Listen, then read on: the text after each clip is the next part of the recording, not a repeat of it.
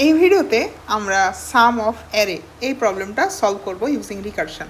So recursion use করে যদি আমরা একটা অ্যারে সাম করতে চাই, এর আগে তো আমরা ফর লুপ দিয়ে ইজিলি সাম করা শিখছি। So 0 number index, 1 number index, এইভাবে আমাদের n-1তম ইন্ডেক্স পর্যন্ত প্রত্যেক ইন্ডেক্সের ভ্যালুগুলোকে আমরা সিম্পলি ইটারেশনের মাধ্যমে সাম করে দিতাম। তাহলে আমাদের আলটিমেটলি কী হচ্ছিল, যে আমাদের প্রত্যেকবার এই ইন্ডেক্স নাম্বারটাকে কন্ট্রোল করতে হচ্ছিল। এখন আমরা যদি চিন্তা করি, আমরা তো অ্যারে লেন্থ জানি, অ্যারে ডট লেন্থ যদি ইউজ করি তাহলে তো আমরা অ্যারে লেন্থ জেনেই যাচ্ছি।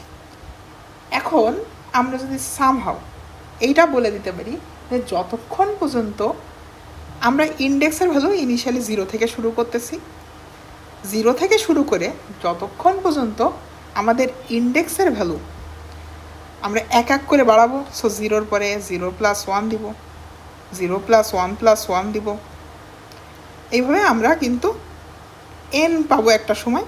তার মানে এই n যখন আমাদের অ্যারের লেন্থের সমান হয়ে যাচ্ছে, এই অ্যারের লেন্থের সমান যখন হয়ে যাচ্ছে, তখন কি আমাদের যোগ করার আর কিছু আছে?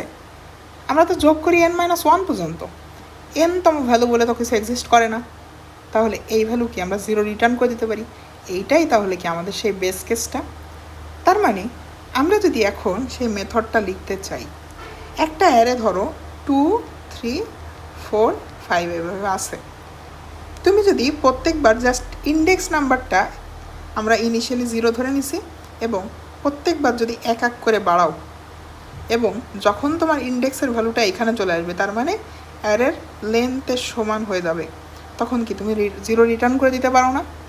সো আমি যদি আমার মেথডটা লিখি যে সাম এবং int, আমি একটা অ্যারে নিলাম এবং ইনিশিয়ালি আমার ইন্ডেক্স ভ্যালু নিচ্ছি, সেটা ধরো আমি ইউজার থেকে 0 পাইছি, ঠিক আছে?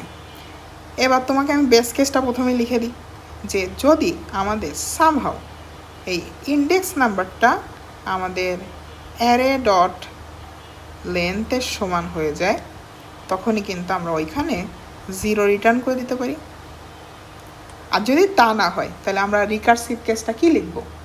সো প্রত্যেকবার কি আমাদের এই অ্যারের ইন্ডেক্স নাম্বারের এলিমেন্টটা কি যোগ করে দিতে হবে।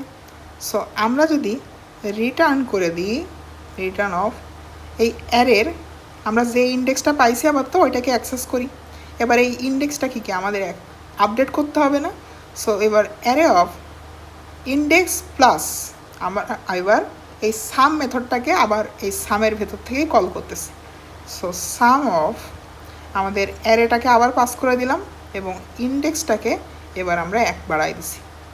তার মানে আমরা কি করতেছি, আমাদের ইনিশিয়ালি অ্যারেটাও দিছিলাম এবং তার সঙ্গে ইন্ডেক্স দিছিলাম 0, এরপরে আবার আমরা অ্যারে দিচ্ছি। আমাদের এইখান থেকে কল হচ্ছে ধরো আমাদের অ্যারেটা কই ছিল যে 2, 3, 4, 5, 2, 3, 4, 5।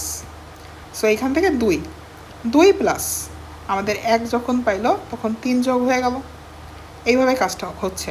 সো 2 প্লাস আমাদের সাম অফ অ্যারে 1, এবার এখান থেকে 3 প্লাস সাম অফ অ্যারে 2, এরপর এখান থেকে 4 প্লাস সাম অফ অ্যারে 3, এরপর 5 plus array of some of array, এবং এখানে আমরা ইন্ডেক্স পেয়ে গেলাম 4,